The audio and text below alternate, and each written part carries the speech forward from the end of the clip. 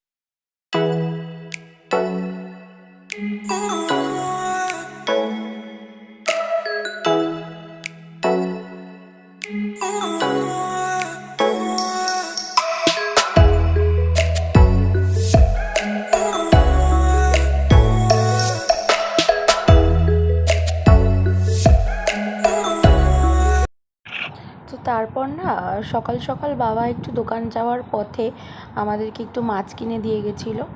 ওই একটু লাইলন টিকা আর হচ্ছে একটুখানি এনেছিল মনে হয় ভাঙর মাছ।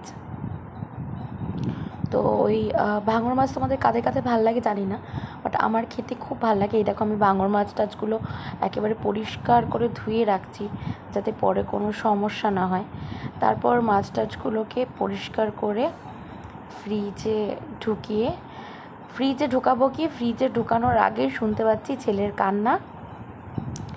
সঙ্গে সঙ্গে দৌড়ে গেলাম ফ্রিজটা বন্ধ করে, দেখি সে তো ঘুম থেকে উঠে গেছে। ঘুম থেকে উঠে একা একা গড়াগড়ি খাচ্ছে খাটের মধ্যে আর কাঁদছে মা মা করে। মানে কি বলবো, ওকে রেখে তো কোনো কাজ করা যায় না। আর সত্যি কথা বলতে ও কান্না শুনলে না সব কাজ যেখানে যা থাকে সব ফেলে দিয়ে আগে দৌড়ায়, যে কী করছে একা ঘরে রেখে আসলে একটা ভয়ও কাজ করে। জানো তো বন্ধুরা, মানে কি বলবো, একটুখানি মাছগুলো বাবা এনেছে বাজার থেকে, আমি একটু জাস্ট ধুতে গেছি, দেখ ঘুম পাড়িয়ে রেখে গেলাম পেট ভরে খাইয়ে দাইয়ে, সেই মহারাজের কি অবস্থা দেখো।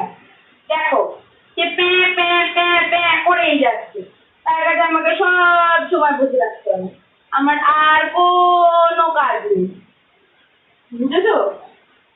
কোথায় ভাবলাম মা সারাদিন কাজ করে, আমি একটুখানি এগিয়ে রেখেছি, এর উপায় সেটাও করার উপায় নেই।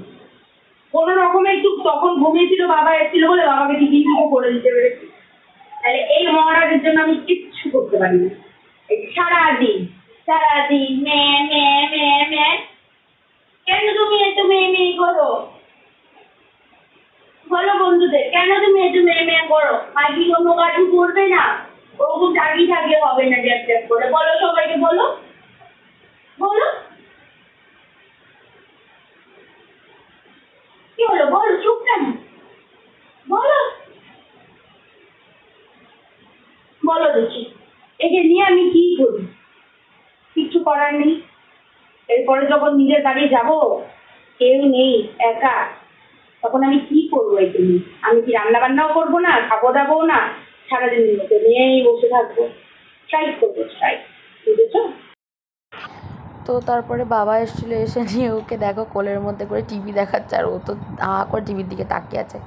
সেদিন একটু দাদু দিদা এসেছিলো সকাল সকাল ওর সাথে দেখা করার জন্য। আমার দাদু দিদারা ব্যারাকপুরে থাকে, আমার মামা বাড়ি ব্যারাকপুর। তারপরে মা একটু টিফিন করে দিল, গরম গরম লুচি আর আলুর তরকারি। তো দাদু দিদা ওকে দেখার জন্যই এসছে। এই যে দাদুকে দেখছো না, এই দাদুর অবদান আমাদের জীবনে অনেকটা। এই দাদু হলো মায়ের কাকা সম্পর্কে, আর আমার যে নিজের দাদু সে অনেকদিন আগেই মারা গেছে। তো খেলতে খেলতে আরেকজনের খিদে পেয়ে গেল, তাকে একটুখানি খাইয়ে দিলাম। খেতে না খেতেই তার ঘুম পেয়ে গেল, সে ঘুমিয়েও পড়লো। তো দুপুর করি আস্তে আস্তে আমরা খাওয়া দাওয়া সেরে, খাওয়া দাওয়ার ক্লিপটা নিতে পারিনি বন্ধু, প্রচণ্ড টায়ার্ড লাগছিল, জানি না কেন।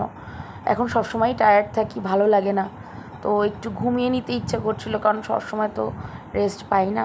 কারণ ছেলেটা অল টাইম তো আর ঘুমাবে না, বাচ্চাও তো রাতে ঠিক করে ঘুম হয় না আমাদের। দুপুরবেলা একটু না ঘুমালে সমস্যা হয়, চলো ঘুমাই একটু।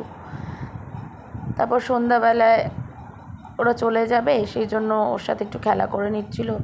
তারপর রেডি হয়ে চলেও গেছিলো, সেই সব ভিডিও তুলতে পারিনি বন্ধুরা। তারপর আমার বর এসেছিলো, যেমন রেগুলার আসে, ওর সাথে আর দাদু দিদার দেখা হয়নি। ওরা খুব আফসোস করছিল, কি আর করা যাবে, অফিস থেকে আসতে দেরি হয়। তো চলো আজকের ব্লগটা এখানেই শেষ করছি, নেক্সট ব্লগের জন্য অপেক্ষা করো।